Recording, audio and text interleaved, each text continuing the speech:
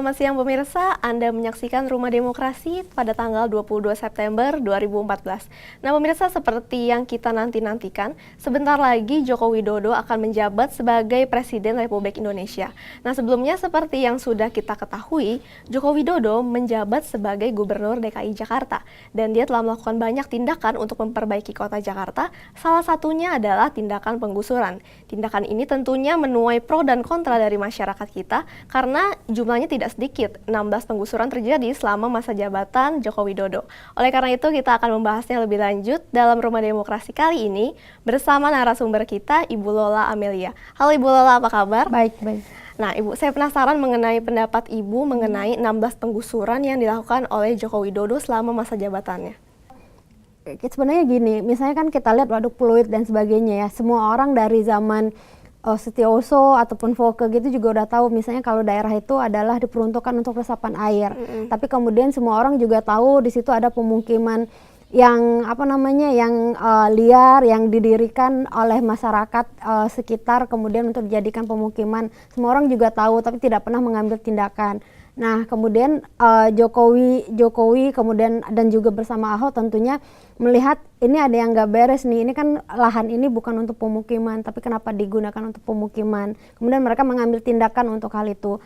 Saya rasa ini cuma soal sikap bagaimana kemudian Pemda itu memfungsikan tempat-tempat umum itu sesuai dengan tempatnya lagi seperti itu.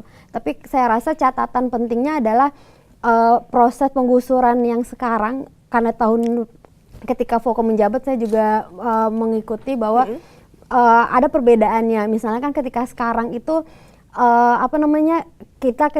ketika melihat penggusuran itu kita ngerasa oh iya benar itu tuh mereka salah, tapi kemudian si Jokowinya juga tidak kemudian ya udah lu pergi kemana terserah, tapi kemudian dia kasihkan solusinya. Misalnya buat yang punya misalnya bangunannya itu ada sertifikat dan sebagainya, dia ganti rugi. Kemudian bagi yang punya KTP dia kasih rusun. Kemudian bagi yang tidak punya dipulangkan, seperti itu. Ada opsi-opsi yang dia pilih, yang dia berikan sehingga kemudian masyarakat ataupun korban yang tergusur itu tidak terlalu mengalami kerugian, tidak melakukan kerugian dan juga tidak terlalu marah begitu. Nah sebenarnya apa sih yang membuat baru Jokowi nih yang berani melakukan tindakan penggusuran? Karena sebelumnya kita nggak pernah mendengar bahwa terjadi penggusuran bahkan sampai 16 kali begitu. Sebenarnya banyak. Kalau di zaman Foke gitu banyak, itu banyak sekali malahan penggusuran juga.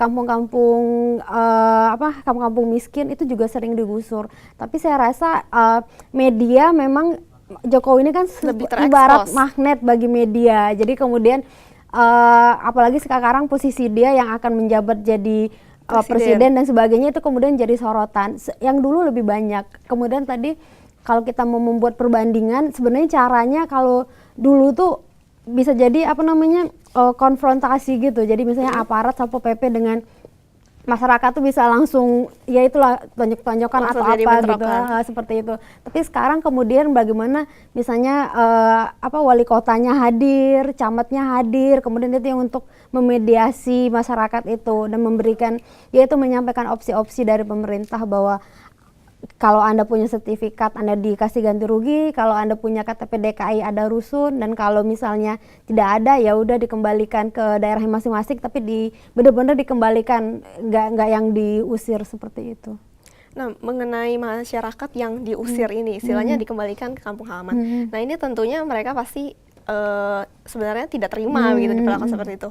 Nah, sebenarnya solusi apa sih yang dilakukan oleh Jokowi untuk meredam kemarahan dari mereka-mereka ini? Ya, sebenarnya solusinya itu dengan dinas kependudukan, kalau saya nggak salah itu dia ada program. Jadi bagaimana kemudian pendatang baru misalnya yang ke Jakarta yang tidak punya tidak punya KTP DKI itu mereka tidak serta-merta langsung mengusir sebenarnya. Mereka didata, kemudian ditanya mereka punya keahlian apa dan sebagainya. Kalau misalnya mereka punya keahlian tertentu, mereka bisa disalurkan misalnya ke dunia usaha dan sebagainya, itu akan disalurkan. Misalnya salon dan sebagainya itu bisa. Tapi kalau misalnya mereka memang sama sekali tidak bisa, tidak ada kemampuan dan sebagainya, itu memang di apa namanya, dikembalikan ke daerahnya masing-masing. Jadi kalau dulu kan itu dirazia ya istilahnya, pendatang baru itu nggak punya KTP DKI, dirazia, dimasuk ke rumah singgah Kedoya kalau nggak salah, kemudian langsung dipulangkan saja kan ke daerahnya. Kalau sekarang nggak, mereka istilahnya bukan dirazia tapi didatangi, didata, kemudian ditanyain, diinvestigasi gitu. Mereka punya apa, kemudian baru dipilah. Kalau yang misalnya punya kemampuan, punya keahlian, itu disalurkan, yang tidak baru dipulangkan. Saya rasa dengan proses yang smooth, kemudian proses yang negosiatif ya, itu tidak akan terjadi bentrokan, tak akan terjadi konfrontasi. Intinya memang dialog ya, bagaimana kemudian pendatang baru itu ataupun orang-orang yang nggak punya KTP DKI itu nggak dianggap musuh dulu gitu, tapi kemudian diajak ngobrol dulu dan sebagainya. Nah, memang menurut rencana pasti pemerintah ingin yang terbaik dan tidak ingin terjadi bentrokan. Namun kan kita tidak bisa memungkiri, Bu, bentrokan itu tetap terjadi dan kerap kali terjadi tindakan anarkis. Nah, sebenarnya apakah tindakan anarkis itu diperbolehkan dilakukan oleh petugas Satpol PP terhadap warga gusuran? Karena sebelumnya warga ini kan udah mendapatkan sosialisasi sebelumnya, tapi mereka masih menolak nih. Nah, si Satpol PP ini sebenarnya boleh nggak sih melakukan tindakan anarkis? Tentunya tidak. Jangankan Satpol PP, siapapun tidak boleh melakukan tindakan anarkis seperti Sekalipun itu. warga ngotot. Sekalipun warga ngotot itu seharusnya tidak diperbolehkan. Bisa jadi di reschedule lagi ya penggusurannya, misalnya ditunda dan sebagainya. Itu salah satu opsi yang bisa dilakukan. Tapi kalau yang Satpol PP anarkis dan sebagainya, saya rasa itu memang tidak diperbolehkan. Dan Jokowi juga semangatnya adalah memperbaharui Satpol PP untuk tidak, itu kalau dulu yang identik dengan sangar, keras seperti itu, kalau sekarang ya tidak. Jadi bisa ngobrol, negosiasi dengan masyarakat dan sebagainya. Nah, saya tadi kita sempat menyinggung mengenai pelanggaran HAM. Nah, itu sebenarnya apakah memang pemerintah ini bisa dituntut dengan pelanggaran HAM karena telah merusak istilahnya menggusur tempat tinggal dari para warga ini? Sebenarnya boleh atau enggak sih, Bu? Nah, tapi tahan dulu jawabannya. Kita akan bahas lebih lanjut mengenai topik ini setelah commercial break berikut ini.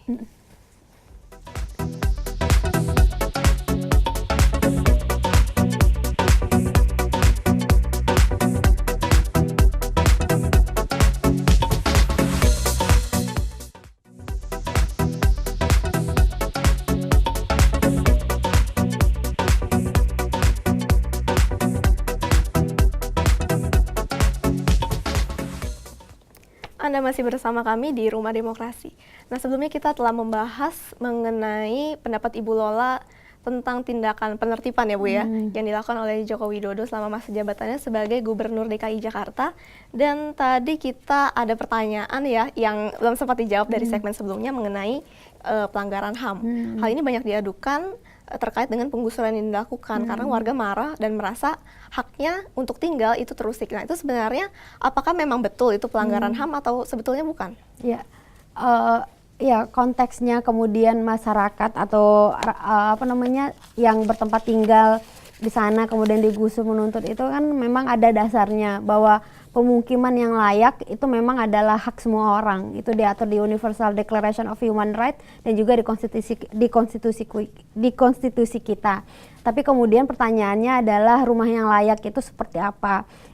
Kemudian kita juga ada berbagai peraturan yang mengatur tentang itu, bagaimana kemudian rumah itu misalnya dalam azas pendiriannya harus dilengkapi berbagai surat dan sebagainya seperti itu. Jadi memang dari segi masyarakat mungkin mereka awam dan sebagainya, mereka benar itu memang hak mereka, tapi kemudian hak mereka itu sebenarnya juga harus dibatasi dengan berbagai peraturan, harus dibatasi dengan dengan hak-hak pihak lain juga yang sebenarnya misalnya gini, masyarakat yang tinggal di Waduk Pluit, oke, mereka berhak mempunyai rumah, oke, mereka berhak misalnya dalam kacamata mereka ya, berhak mendirikan rumah di waduk itu, tapi mereka juga harus ingat bahwa konteksnya adalah mereka mendirikan rumah di daerah resapan yang kemudian itu ada hak warga lain juga kemudian yang mengambil manfaat dari keberadaan waduk itu, kemudian seperti itu. Dan kemudian kalau kemudian memang ada kemudian jalur-jalur hukum yang mereka bisa tempuh. Misalnya mereka bisa seperti yang dulu saya rasa pernah ada korban penggusuran yang melaporkan ke pengadilan, class action namanya, gugatan rakyat terhadap Pemda seperti itu mengenai penggusuran dan sebagainya, itu bisa. Tapi sebenarnya dari segi hukum memang itu prosedur yang harus dilakukan. Berarti sebenarnya dari segi hukum ini bukan merupakan pelanggaran HAM begitu? Saya rasa bukan ya, tapi kemudian memang kalau dari penggusuran itu ada istilahnya, kalau di dunia internasional ada istilahnya eviction dan forced eviction. Sebenarnya kalau eviction itu kan sebenarnya tidak apa-apa, misalnya bukan penggusuran juga ya, misalnya relokasi. Oke, misalnya kan daerahnya mungkin tidak ilegal tapi kemudian kumuh, kemudian perlu diremajakan atau misalnya perlu ditata ulang, mereka kemudian direlokasikan ke tempat yang lain.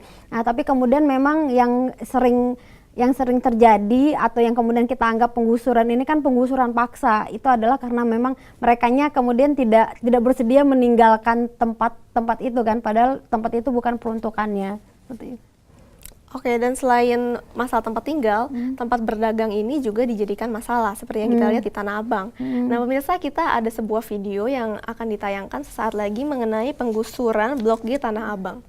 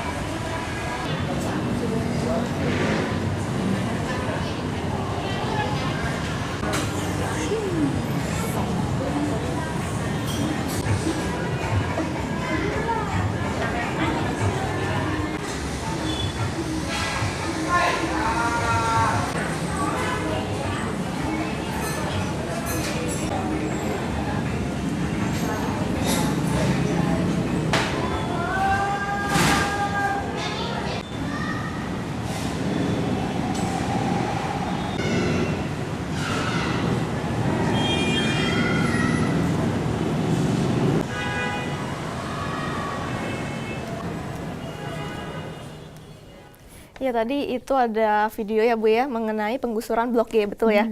Nah, itu bagaimana pendapat Ibu mengenai penggusuran tersebut?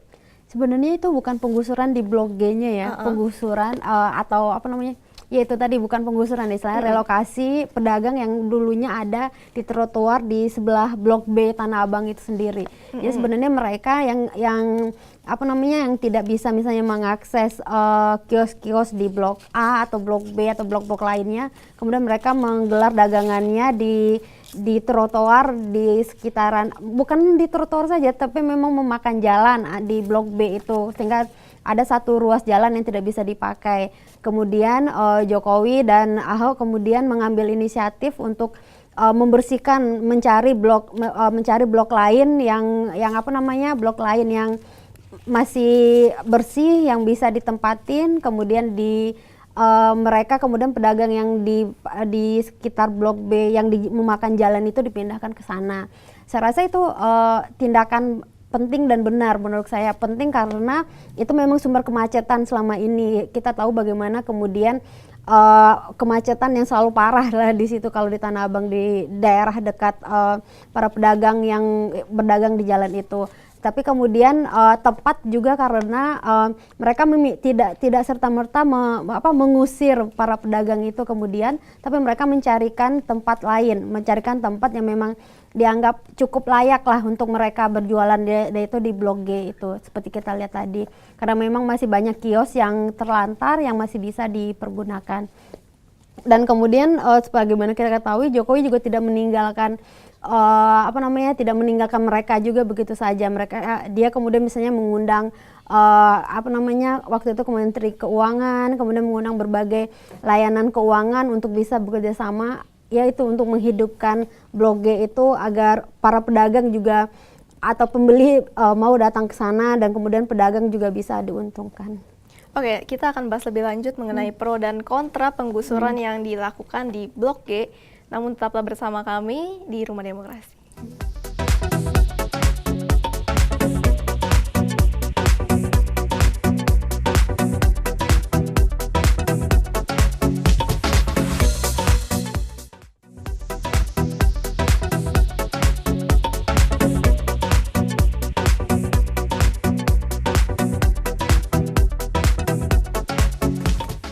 Anda masih bersama kami di Rumah Demokrasi.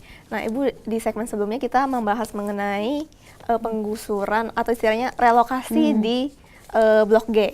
Nah, akan tetapi sekalipun pemerintah sudah mengusahakan berbagai upaya, tetap aja para pedagang ini mengeluh katanya Blok G ini sepi dibandingkan mereka jualan di pinggir jalan. Nah, itu sebenarnya gimana, Bu? Iya, kalau sepi dibandingkan yang lain, iya itu benar, itu memang benar. Tapi kemudian sebenarnya kan juga kita juga ngelihat kebiasaan dari para pembeli itu ya, mereka kan karena memang Blok G itu kan terpisah dari blok-blok yang lainnya. Kemudian kalau misalnya kita bicara tentang psikologis atau misalnya yang membeli itu, mereka pastinya akan kalau di satu sisi itu sudah tercukupi, lalu kenapa harus ke sana dan yang baru. Kemudian mereka juga beranggapan bahwa ketika misalnya kalau yang dulu ketika masih di jalan mereka bisa mendapatkan harganya murah, kemudian kalau sudah pindah ke gedung pasti harganya akan mahal. Dan itu kemudian yang memang membuat jadi catatan buat Jokowi dan Ahok juga sebenarnya, bagaimana mencari cara untuk yaitu agar mengajak para pembeli ini untuk datang ke sana, dan yaitu memberikan omset yang ya kurang lebih sama lah kepada para pedagang di sana sama dengan ketika mereka berjualan di jalan. Berarti sebenarnya kita bisa menganggap bahwa permasalahan di Tanah Abang ini belum selesai begitu? Belum, saya rasa belum. Karena kemudian kalau sekarang itu juga kita juga lihat bahwa bagaimana pedagang itu juga udah mulai keluar gitu kan, ya udah mereka akhirnya nutup kiosnya di sana, kemudian mulai keluar lagi dan sebagainya. Tapi kemudian Satpol PP yang selalu standby dan sebagainya itu membuat lumayan bisa diatasi gitu. PKL ini jadi nggak berani buka. Jadi nggak berani lagi. Oke, pemirsa, kita akan membahas mengenai foto pembangunan yang berhasil dibuat dari penggusuran. Mungkin bisa ditampilkan. Nah, Bu, ini adalah situasi Waduk Pluit, betul ya? Sebelum terjadi penertiban. Nah, menurut Ibu, sebenarnya perubahan apa aja sih yang bisa kita bandingkan antara sebelum dan sesudah? Ya, ini yang tadi saya bilang, misalnya ini adalah daerah di dalam waduk itu yang kemudian diuruk seadanya dengan sampah, tanah gitu oleh masyarakat, kemudian dijadikan pemukiman. Nah, ini dia pemukimannya yang tidak disertai surat, kemudian juga tidak melihat aspek sanitasi dan sebagainya, listrik entah nyambung dari mana dan sebagainya, seperti itu. Nah, ini adalah sesudah, situasi sesudah terjadi penertiban. Ya, emang jauh banget sih. Oke, berikut. Ya, ini kan bagaimana kemudian bagian waduknya waduknya diperdalam, dibersihkan, kemudian bagian yang yang di pemukiman yang direlokasi, kemudian dibikin taman dan sebagainya. Itu kan juga selain waduknya yang berfungsi kembali untuk menyerap air, kemudian bagian taman ini juga jadi menambah fungsi penyerapan itu kan, karena taman dan sebagainya, seperti itu. Tapi memang masih ada PR kan, misalnya yang di bagian sebelah sananya itu belum selesai. Ini dia foto Tanah Abang. Nah, sebenarnya ini situasi terjadi sebelum direlokasi. Nah, sebenarnya keberadaan para pedagang kaki lima ini, apakah memang penyebab dari kemacetan atau memang sebenarnya jalanan itu memang banyak dilalui kendaraan begitu? Saya rasa kalau yang ini, kalau nggak salah ini dekat stasiun.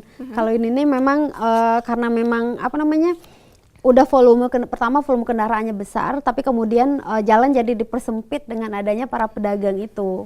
Itu kemudian menyebabkan, yaitu seperti yang kita lihat bagaimana semraut banget gitu ya, bagaimana macet dan sebagainya di sini.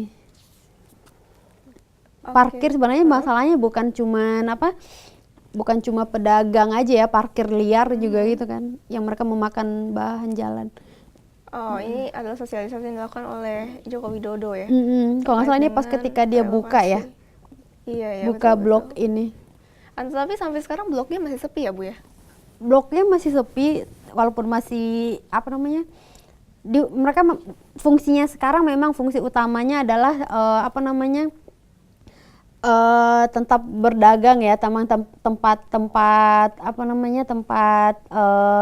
berdagang, kemudian masa yang didominasi oleh yaitu yang dulunya di jalan kemudian dipindahkan ke Blok G seperti itu.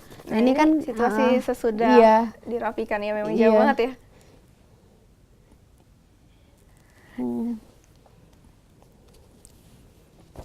Ya, oke, tadi kita sudah menyaksikan foto serta bahasannya mengenai penggusuran yang sudah dilakukan di Waduk Pluit dan juga Pasar Tanah Abang. Nah, Ibu sempat membahas bahwa banyak pedagang yang pada akhirnya istilahnya tutup lapak begitu, berhenti berbisnis sama sekali karena diblokir sepi dan tidak boleh berdagang lagi di pinggir jalan. Nah, sebenarnya ini apakah tidak menambah masalah baru, jadi menambah pengangguran gitu misalnya? Tentunya iya, itu akan menambah masalah baru seperti itu. Tapi kemudian yang perlu kita lihat gini ya, tergantung ya dari perspektif apa yang kita lihat. Kalau kita lihat dari perspektif kebijakan, sebenarnya apa yang dilakukan oleh Jokowi dan maksudnya jajaran pemerintahannya itu sudah tepat. Tapi kemudian memang pedagangnya kemudian harus ada menurut saya pihak ketiga ya, dalam artian pihak intermedier, bukan dari pemerintah, bukan juga dari pedagang. Itu misalnya adalah bisa jadi lembaga swadaya masyarakat misalnya, yang bisa kemudian mendampingi para pedagang yang merasa rugi dan sebagainya, untuk kemudian mengkomunikasikan hal itu ke Jokowi misalnya, atau ke pemerintah DKI tepatnya, apakah kemudian mereka maunya direlokasi seperti apa dan sebagainya. Saya rasa yang diperlukan kemudian memang adalah dialog antara pemerintah dan juga para pedagang itu, dan itu perlu pihak perantara itu tadi, apakah pihak itu berasal dari, bisa jadi misalnya paguyuban pedagang, kan suka ada kan lembaga swadaya masyarakat yang berbasis pedagang dan sebagainya. Oke, sekarang kita mungkin kembali sedikit mengenai masalah pemukiman yang digusur. Nah, sebenarnya apakah setiap penggusuran itu harus disertai dengan uang ganti rugi? Nah, itu tadi sebenarnya jelas kalau misalnya tempat, apakah itu rumah, tempat usaha yang digusur itu punya surat kepemilikan, dalam hal ini akta ya, yang biasanya kita ketahui, itu tuh pasti akan diganti rugi dengan nilai senilai harga bangunan itu. Tapi kemudian ketika tidak, itu tuh tentu tidak akan bisa diberikan uang ganti ruginya. Tapi kemudian sering kita dengar misalnya istilah uang kerohiman dan sebagainya. Itu sebenarnya hanya uang uang prihatin ya, uang ikut prihatin. Tapi itu tidak sejumlah harga dari tempat usaha ataupun pemukimannya itu. Itu biasanya untuk rumah-rumah yang memang tidak ada surat-suratnya dan sebagainya. Tetapi ada beberapa kasus di mana masyarakat, warga maksudnya, di Bungur, Kebayoran Lama, dan Dharma Wangsa itu tidak mendapatkan uang santunan. Nah, apakah hal ini sebenarnya wajar? Sebenarnya saya juga nggak bisa bilang itu wajar atau tidak. Kita harus lihat lebih dalam dulu kasusnya seperti apa. Apakah mereka punya surat-suratkah ya, sehingga mereka bisa mengklaim uang ganti ruginya itu, atau bagaimana? Karena kalau misalnya mereka tidak punya surat dan sebagainya, mungkin mereka juga tidak bisa mengklaim ganti rugi tersebut. Jadi sebenarnya pemerintah memang tidak wajib untuk memberikan uang ganti rugi. Kalau tidak ada surat kepemilikan itu, jadi tidak bisa, malahan tidak, memang tidak, maksudnya apa ya, tidak fair juga kan begitu. Misalnya mereka tidak ada surat kepemilikan, lalu kemudian diberikan ganti rugi sebanyak yang mereka yang mereka minta lah, sebanyak seharga dari rumah mereka tersebut, seperti itu. Nah, Bu, saya sempat baca di media online bahwa ketika si warga ini ingin mendapatkan rumah pengganti di rumah susun, maka dia harus melakukan proses verifikasi. Nah, verifikasi ini sebenarnya proses apa sih, Bu? Sebenarnya verifikasi itu adalah gini, mereka tuh punya KTP DKI kah, sebenarnya kan gitu. Sebenarnya kan kalau yang sepengetahuan saya ya dari berita media dan beberapa bacaan bahwa sebelum melakukan misalnya relokasi ini atau yang kita sebut dengan penggusuran ini, Jokowi sudah atau pemerintah Pemprov DKI itu sudah mendata masyarakat itu mana yang mempunyai KTP DKI, kemudian mana yang kemudian memang punya surat, kemudian yang punya surat mereka boleh ganti rugi, ya silahkan cari sendiri kan gantinya. Tapi kemudian kalau yang misalnya punya KTP DKI, mereka sudah didaftarkan namanya masuk ke salah satu rusun dan sebagainya. Nah jadi proses verifikasi itu adalah ya udah mereka cari tahu nih KTP mereka cari tahu mereka ada mendapatkan jatah misalnya begitu di rusun yang mana. Itu yang dimaksud dengan verifikasi. Tapi memang untuk yang memiliki KTP DKI saja. Nah, Bu, kalau misalnya kita lihat nih, sebenarnya kan pemerintah sudah menyiapkan skema yang sangat rapi, terstruktur, dan soal penguntungan masyarakat. Tapi masyarakat itu masih sulit menerima ketika harus direlokasi. Sebenarnya apa sih, faktor-faktor apa saja yang menurut Ibu menyebabkan masyarakat ini berat untuk direlokasi? Sebenarnya banyak ya, biasanya kan ketika kita memilih tempat tinggal itu, apalagi yang tinggal di pemukiman padat misalnya ataupun di daerah yang tidak sepatutnya didirikan bangunan itu kan mereka maksudnya bekerja di tempat yang tidak jauh dari tempat tinggal mereka itu. Sebenarnya itu faktor yang dominan kenapa mereka kemudian tidak mau direlokasi. Misalnya mereka yang biasanya tinggal di Tanah Abang misalnya sebagainya, kemudian bekerja di sana, kemudian tempat tinggalnya dipindahin ke Marunda dan sebagainya, dan itu sangat jauh. Kemudian mereka masih harus mengeluarkan uang atau ongkos lagi buat transport dan sebagainya, dan itu akan lebih memberatkan mereka. Jadi saya rasa hal yang membuat mereka tidak mau pindah atau bela-belain gitu mendirikan rumah walaupun tidak ada izin, kemudian seadanya gitu di pantaran sungai, yaitu karena dekat dengan tempat kerja mereka. Tapi terkait dengan pertimbangan ini, apakah pemerintah itu juga menyediakan lapangan pekerjaan misalnya dekat tempat tinggal baru mereka? Atau itu sepenuhnya pemerintah lepas tangan soal pekerjaan itu? Kalau soal pekerjaan ini sebenarnya ada yang menarik, itu adalah terkait yang di Marunda itu. Di Marunda itu memang semua keluhan masyarakat itu adalah ini kan jauh dari tempat tinggal kami, kemudian disiapkanlah beberapa opsi, misalnya ada kapal. Kalau di Marunda itu ada kapal yang kemudian yang melayani mereka dari Marunda ke Muara Baru, ke Marlina misalnya kalau ketika mereka kerja, atau juga disiapkan misalnya kendaraan yang memang bisa digunakan. Memang ada beberapa opsi, tapi memang kita juga tidak tahu kontinuitas dari kontinuitas dari opsi yang diberikan betul. Apakah benar nanti akan terus kapal itu melayani mereka ataukah angkutan itu beneran selalu ada begitu kan, kita juga belum melihat. Oke pemirsa, kita harus jeda dulu sejenak, tetaplah bersama kami di Rumah Demokrasi.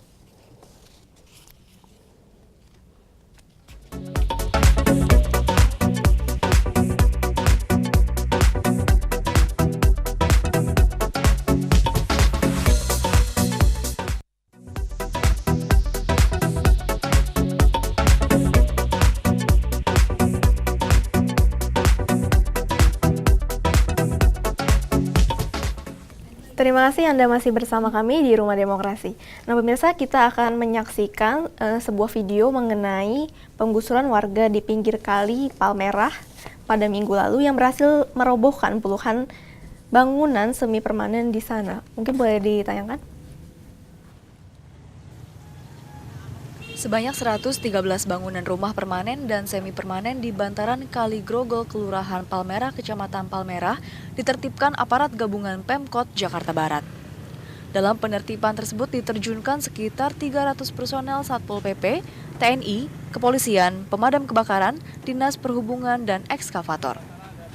Hal ini dilakukan guna memperlebar Kali Palmerah yang selama ini kecil dan sempit sehingga tidak dapat menampung volume air dalam jumlah yang besar. Namun perihal tersebut masih terdapat warga yang mengeluh atas uang ganti rugi yang belum dibayarkan.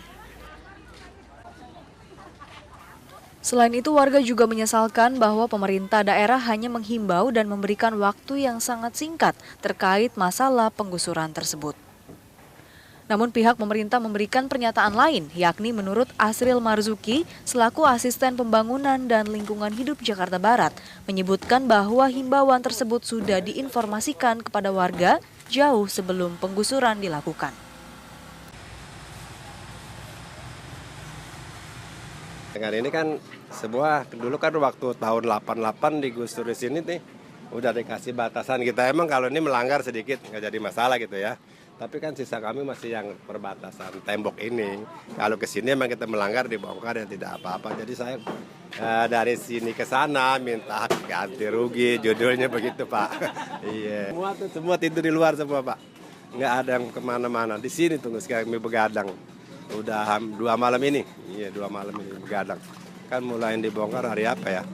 Sabtu kali kalau nggak salah. Sabtu, Minggu, Senin kami diperintahkan 1 kali 24 jam harus dibongkar. Menindaklanjuti ya instruksi gubernur mengenai refungsi kali-kali ya yang ada di Jakarta untuk pengentasan banjir. Nah khusus untuk di Palmerah ini ada sekitar 113 bangunan ya yang akan kita tertibkan.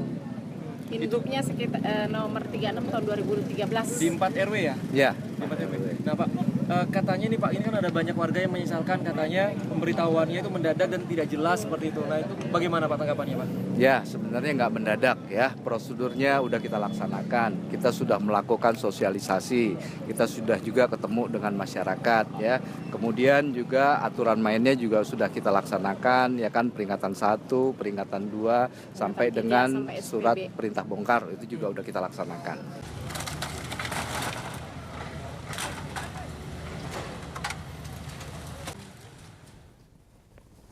Yaitu tadi video mengenai penggusuran rumah warga di bantaran Kali Palmerah. Nah, bagaimana ya menurut Ibu tanggapan terhadap tindakan yang dilakukan pemerintah? Ya, ya tadi seperti yang tadi kita lihat juga bahwa bagaimana rumah yang semi permanen itu kemudian memang sudah berada di atas sungai itulah gitu ya, sehingga kemudian sebenarnya kan program utamanya Jokowi sama Ahok ini kan bagaimana normalisasi sungai dan sebagainya, yaitu untuk mengatasi banjir. Nah, jadi salah satunya memang kemudian menertibkan bangunan-bangunan yang tidak seharusnya ada di bantaran sungai seperti itu. Nah, tapi kalau misalnya kita lihat di video tadi, sepertinya tuh terjadi miskomunikasi antara pemerintah dengan warga. Jadi si warganya ini bilang bahwa ini dadakan, akan tetapi dari segi pemerintah sendiri mereka bilang bahwa kita sudah menginformasikan. Nah, sebenarnya bagaimana miskomunikasi ini bisa terjadi begitu? Iya, saya rasa kalau gimana terjadinya kita juga nggak tahu ya itu gimana terjadinya. Tapi memang kemudian pemerintah dan masyarakat itu kemudian mereka mempunyai persepsinya sendiri-sendiri. Bagaimana kemudian menyikapi pemukiman itu sebenarnya, bagaimana menyikapi pemukiman itu. Misalnya kalau ya seperti yang di awal tadi kita bilang, kalau misalnya pemerintah mengatakan kalau udah tidak berada di tempatnya, di tempat yang tidak diperbolehkan, ya udah nggak boleh gitu kan direlokasi atau digusur itu tadi. Tapi kemudian warga menganggap itu kan hak mereka untuk mempunyai tempat tinggal di sana, apalagi sebenarnya mereka kan juga sudah mengeluarkan uang yang cukup banyak ya, misalnya dulu membeli tanah di situ walaupun mereka nggak tahu asal-usul tanahnya, kemudian membuat membangun rumah dan sebagainya. Tapi memang miskomunikasi itu kemudian terjadi memang karena beda persepsi itu tadi ya. Kemudian menurut saya memang harus ada pihak ketiga kemudian yang diikutkan, apakah intermediarnya itu tadi yang bisa untuk yaitu sebenarnya berumbuk lagi. Itu sebenarnya berumbuk itu hanya agar mengurangi bentrok itu tadi ya, agar tidak bentrok fisik dan sebagainya. Karena mereka kan sepertinya juga akan dalam tanda kutip melawan ya, mereka kan tetap ada di sana gitu kan, mereka nggak akan mau pindah sebelum diganti rugi. Yaitu tadi sebenarnya dilihat lagi aturannya, kalau mereka punya surat ya udah mereka pasti akan diganti rugi karena memang itu aturannya kan. Sebenarnya apakah tindakan mediasi seperti yang Ibu contohkan tadi itu sudah dilakukan oleh pemerintah?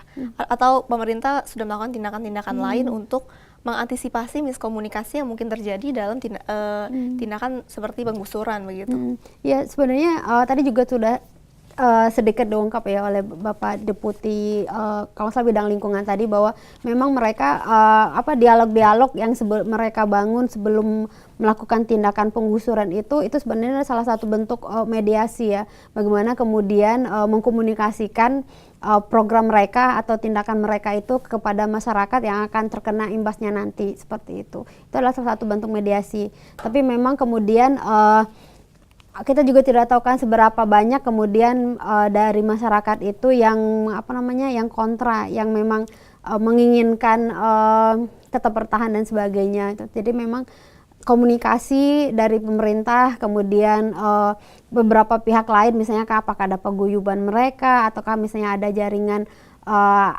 yang misalnya apakah mereka masyarakat etnis tertentu dan sebagainya, begitu yang bisa melakukan yaitu dialog dengan pemerintah, kemudian mencarikan jalan keluarnya. Karena cuma dengan dialog ya akses bentrok fisik itu bisa dihindarkan. Nah, apabila kita ambil kesimpulan dari 16 tindakan penggusuran yang dilakukan ini, sebenarnya bagaimana sih tindakan atau respon dari warga kita terkait dengan kebijakan pemerintah ini? Kalau masyarakat yang mana sebenarnya kan, kalau masyarakat yang dia terkena gusuran itu pasti mereka tidak terima ya, sebenarnya mereka tidak terima. Misalnya saja tadi yang seperti Waduk Pluit itu mereka sudah puluhan tahun sebenarnya ada di sana. Mereka sudah menempati tempat yang bagi kita kemudian dianggap kumuh, ilegal dan sebagainya, tapi bagi mereka ya itulah tempat tinggal mereka sehari-hari. Tapi kemudian dengan opsi-opsi yang diberikan itu tadi, kalau mereka misalnya ber-KTP mereka bisa ke rusun, kemudian mereka juga jika punya keahlian bisa dicarikan, disalurkanlah di tempat kerja dan sebagainya, seperti itu. Tapi kemudian bagi masyarakat lain saya rasa juga itu tetap pro dan kontra ya. Misalnya ada masyarakat yang memang misalnya melihat dari kacamata ya nggak apa-apa itu digusur toh untuk melindungi hak orang lain, misalnya untuk agar tidak terkena banjir dan sebagainya. Kemudian tentunya juga, tapi ada juga yang berpendapat bahwa ya itu ketika digusur itu kemudian melanggar hak mereka untuk mempunyai tempat tinggal dan sebagainya. Nah, apakah program kerja ini akan diteruskan oleh Ahok, Bu? Apakah Ahok akan membuat program kerja baru atau dia akan tetap meneruskan program yang dia buat bersama Joko Widodo? Karena Jokowi ini kan kita tahu dia sebentar lagi akan naik sebagai presiden. Saya rasa prinsipnya akan tetap sama ya. Prinsipnya mereka kan masalah laten di Jakarta itu kan misalnya ada dua hal ya, banjir dan kemudian macet. Jadi kemudian Jokowi dan juga Ahok menurut saya akan meneruskan program-program untuk normalisasi sungai, kemudian pengendalian banjir, bangun waduk di banyak tempat dan sebagainya. Jadi kemudian ketika itu ketika itu kemudian menyebabkan pemukiman di bantaran sungai misalnya direlokasi, saya rasa itu masih akan tetap diambil oleh Ahok. Tapi memang catatannya adalah bagaimana kemudian komunikasi sebelum tindak penggusuran itu dilakukan itu harus diintensifkan agar kemudian ekses negatifnya bisa kita hindari. Ya pemirsa, tidak terasa kita sudah sampai di penghujung acara, dan apabila kita tarik kesimpulan dari pembicaraan kita bersama Ibu Lola hari ini, kita tahu bahwa penggusuran ini memang tindakan yang menuai pro dan kontra dari masyarakat kita. Akan tetapi tindakan ini harus dilakukan untuk membenahi DKI Jakarta supaya menjadi ibu kota yang lebih rapi dan lebih tertib. Dan tentunya kita memerlukan solusi untuk dapat membenahi Jakarta dengan segudang permasalahannya. Nah, akhir kata saya Lina Firdaus dan seluruh kru yang bertugas mengucapkan terima kasih Anda telah menyaksikan Rumah Demokrasi. Log on terus ke www.binus.tv. Sampai jumpa.